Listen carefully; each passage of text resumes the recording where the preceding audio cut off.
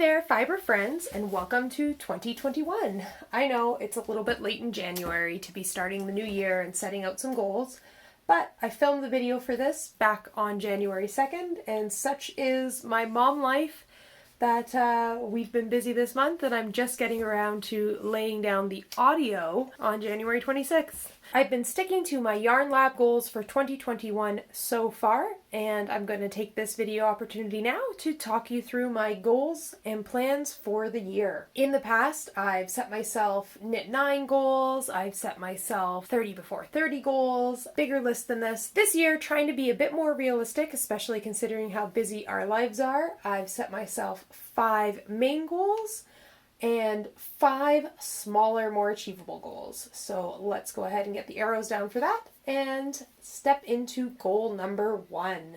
So goal number 1, and sorry about the light color marker here, but this is my biggest goal of the year, and it is to become knitting monogamous. And you can see I struggled for a second to figure out how to spell that word. In the past, I've definitely been the type of knitter to cast on with wild abandon and flip back and forth between many projects. As a result, I'm accumulating a quite impressive stack of whips, and I just want to work those whips down this year, as well as increase my knitting productivity in the sometimes limited time I have for that.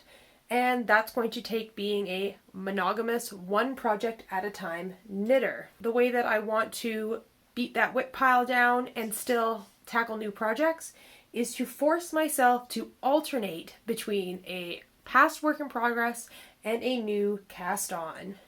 But I will give myself just one little, what I'm going to call a sockception. That is an exception to this rule, that I may also always have a sock on the go for some simple, mindless knitting, something to grab and take in the car, since being a monogamous knitter, you can't always take that Fair Isle or cable project along with you, but you can always take a sock. So goal number 1, become knitting monogamous. Alright, goal number 2, and this one here is to focus on gift knitting. I can be a bit of a selfish knitter and love to cast on a sweater or 2 or 3 for myself, but this year I want to be a more proactive gift knitter.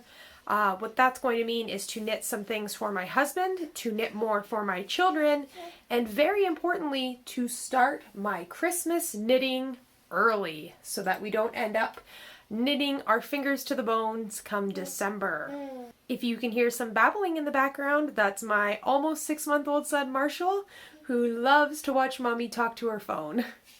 Alright, goal number 3, and this is a big one, and I think most knitters set this for themselves every January, and that is to stash down. And you can see that I've added a qualifier to that, and that is to take it seriously this time. So far we are 1 month in, and I have resisted the siren call to purchase more yarn on the internet. Next up, I want to finish my projects.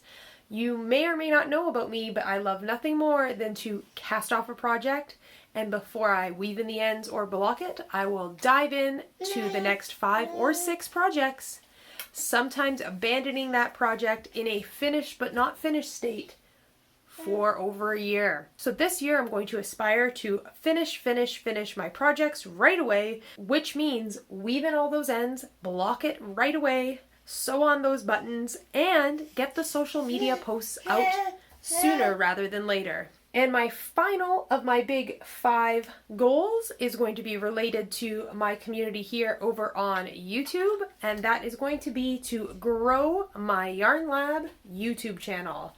Specifically, I think it might be realistic to hit 5,000 subscribers this year, and the way that I'm going to hope to achieve that goal is by posting more regular videos with an aim to post 50 video uploads this year.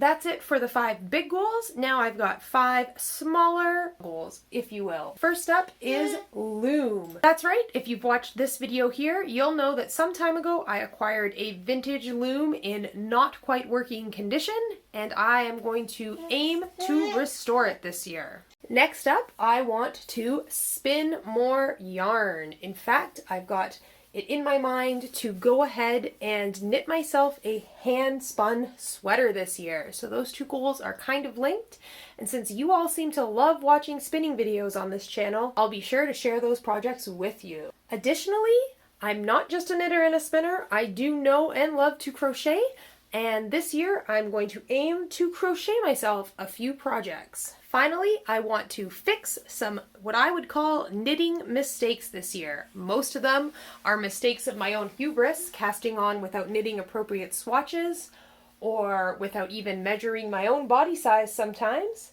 As a result, I've got a few sweaters that I need to Frankenstein, rip out hems, cut some imaginative steeks to make them into something wearable. So that's it! Those are my goals for 2021. I think that I'm off to a reasonable start. I'm really looking forward to sharing my progress this year with those goals and everything else that is manifested in my yarn lab. So if you don't want to miss out on any of the fun, make sure you click subscribe below. You can ring the notification bell, and you can help me out by liking this video and leaving me a comment. Tell me what your knitting goals are for 2021. Marshall says his knitting goal is for Mommy to go feed him. So bye for now. Where is the book I use for this? Do do do do do do do do. Where is the book I use for this? Do do do do do do. Where is the thing I use for this? Do do do do do do. Where is the thing I use for this? Do do do do do do. Oops, still recording.